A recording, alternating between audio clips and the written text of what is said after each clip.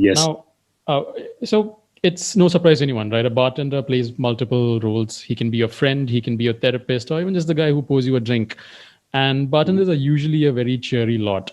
But on the flip side, what's the most difficult part of being a bartender? What are some behind the scenes stuff that we don't appreciate enough as patrons? And how do we make sure that a bartender has a good time serving us? So, first and the foremost, it's odd timings. When the whole Right. world is heading towards the weekend and making plans with family, with friends, in terms of catching up. It's the most busiest time for the bartender. So when Right. everybody is thinking about partying and catching up is when you work the hardest. So Right. it odd time. When the world goes to sleep is when you go to work. You Right. know,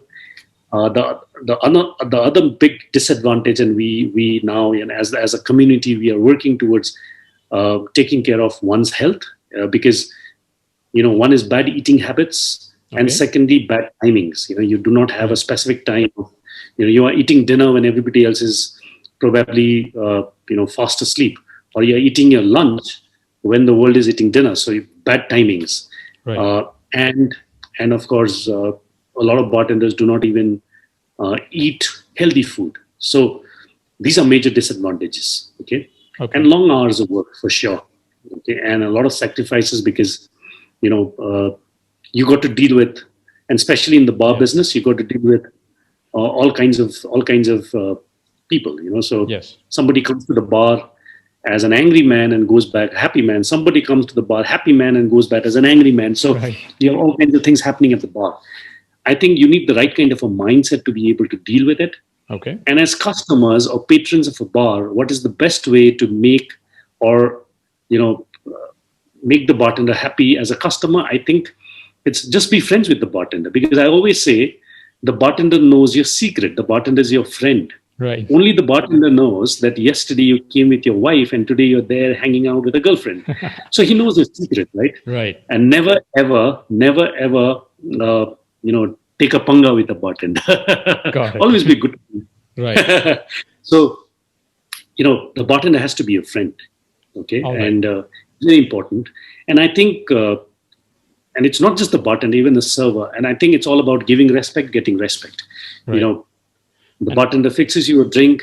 If you say thank you to him with a smile, I'm sure he will be a happy man. And it's happened to me, whenever I have had guests over to my bar, even as an amateur bartender, every time they said, thank you very much for that drink. That was awesome. That was wonderful. I think it was a far more rewarding compliment than a handsome tip that left behind for me. I think that was a bigger thing for me rather than just the tip, right? So if somebody came and said, "Oh, I really appreciate the fact that you made this drink specially for me," I think that thank you was a bigger reward for me than a handsome tip. So it is also something whereby it goes on. Like I always say this to a lot of youngsters and even to people who are regulars in my bar. I say one of the biggest inspiration for me, and for me being able to hang around as a bartender and a happy bartender for 25 years, is purely because of my guests. right. They're the ones who've always been saying, "Oh, you are a great guy. You make some amazing drinks, and we love coming to your bar." So I mean, small compliments, and I know for sure that some of them genuinely mean it. Right. So and So, it's definitely the strongest inspiration for all of us. and I think there's something to be said about mindful drinking as a separate practice from responsible drinking now. Of course, I think it is in correlation with responsible drinking, but mindful drinking is also about you're not going to and it's like when people come to sidecar, they don't come with the intention of getting drunk. I Right. think most of our customers who come to a bar like ours do not come with the intention of getting sloshed All right. before they leave the bar. I think they come to have a great time. They come to either catch up with friends, strike a conversation, or enjoy a good drink, listen to some good music, and just unwind. They feel good. I think at the end of the day, if they leave my bar happy, when they wake up the next morning and check on the bill, uh, what they paid for, I don't think they would ever be caring about it and say, Right. no guest would ever feel ripped off if he leaves a happy guest from the bar. And that's Right. very important.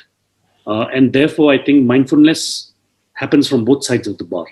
Even for a guest, he or she should be able to decide which bar to hit on a Monday, Tuesday, or a Friday, Saturday, Right. based on his needs. If you are on a mood for a party, do Right. not come to Sidecar. Okay. Go to a bar where there is a DJ, where there's a dance floor, and where you can have a few shots and hit the floor straight away, right? Got it. But if you want to just come to a bar and just be yourself and have a great time, probably strike a nice, interesting conversation, and meet me at the bar, then definitely visit my bar. That definitely sounds tempting. And we were talking about how there's a lot of tutorials on YouTube about making cocktails, and you've got your own series going on now, and it's called The Spirited Monk. And on the very first episode, you talk about an ancient tradition where you flick 3 drops for your ancestors before you take a drink, and this is something that you've observed from the part of the country that you are from. Now, Yeah. what's funny is I've observed this tradition in the part of the country that I'm from as well. And I've also Mhm. seen it across at least 2 other regions in the country. Now, Mhm. you've seen a lot of drinkers around the world over the last 25 years of your career. What are some of the other common traditions, behaviors, and drinking habits that you've seen human beings exhibit regardless of language or region?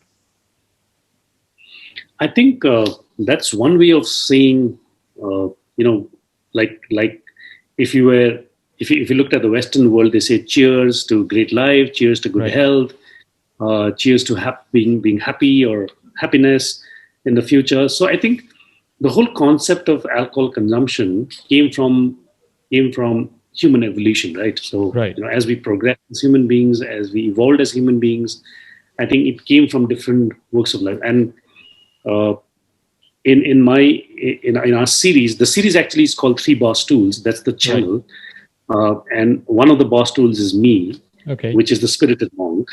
And the whole idea in terms of my specific channel is to narrate stories from my bartending experiences, sometimes drinks related, sometimes customer related. Right. And coming to traditions, I think different parts of the world, they have different traditions. Like there are people who like I've seen, for example, the Russians, when they drink vodka, for example, they drink it in Okay. the form of shots. Yeah. They do not drink vodka like we drink vodka on the rocks or vodka with orange juice. Right.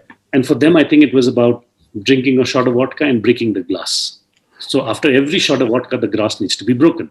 Right. So I think uh, I do not know what it really means Okay. from what I feel, that represents is also about impermanence, right? So Right. nothing is permanent, Right. right? So that also a sign of Fair enough. when we do this offering with a ring finger 3 times. Right.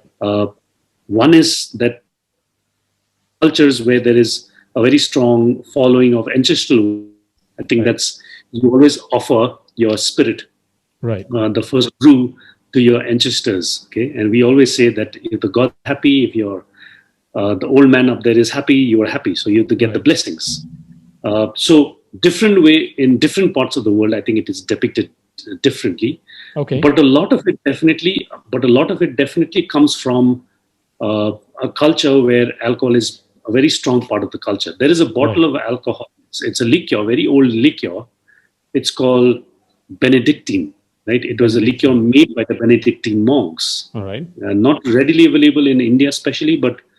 And over there, you see this word. It says D, capital D, full stop, O, full stop, M, full stop. And when we Oh. were in college, we were asked this question all the time. The question in our second year of hotel management would always say, "Why? What does the DOM mean?" Right, Dio Optimo Maximo, and it said, Right. "To God, most good, most brave." Right.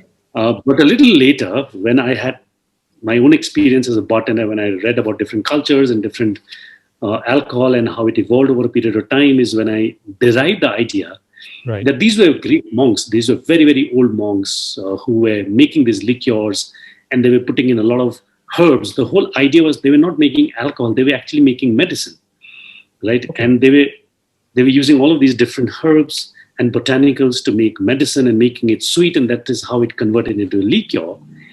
And the first thing that they were doing is they were offering their recipes to the gods and seeking their blessing Right. and saying that God is great, right? I think so. It's quite interesting to see that there is a very strong spiritual angle Right. to it, right? And in different parts of the world, it's just that the lineage is or the channel is different, but it means the same. It means At the the end of same. the day, Wow. whatever we do in life, at the end of the day, whatever we do in life, it needs to make you a happy human being, Right. right? And that is all that we seek as human beings. And I Okay. think alcohol is one of those channels. All right. All right.